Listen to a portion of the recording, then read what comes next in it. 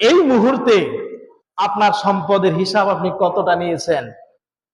সলাতের ভিতরে তো মনে হয় ওই সালনা বাজারে একটা ঘর আছে, সলাতের ভিতরে মনে হয় জয়দেবপুরে কয়েকটা ঘর আছে, সলাতে মনে হয় পশ্চিম পাড়ায় কয়েকটা ঘর আছে, সলাতে মনে হয় ওই ময়মনসিংহে কয়েক কাঠা জমি রেখেছি, সলাতে মনে হয় সোনালী ব্যাংকে টাকা আছে, সলাতে মনে হয় আমার রূপালী ব্যাংকে টাকা আছে, সলাতে মনে হয় আমার এই আছে ওই আছে সে আছে।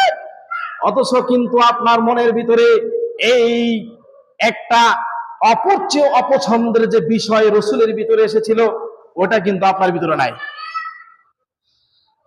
রসুলেরও সলাতের ভিতরে স্মরণ এসেছে সম্পদের কথা, আপনারও সলাতের ভিতরে স্মরণ এসেছে সলাতের কথা। পার্থক্য কি? রসুল তার পরিবারকে বলেছে তোমরা বন্টন করে দাও, আর আপনার মধ্যে পার্থক্য হলো আরো কেমনে কামাই করব।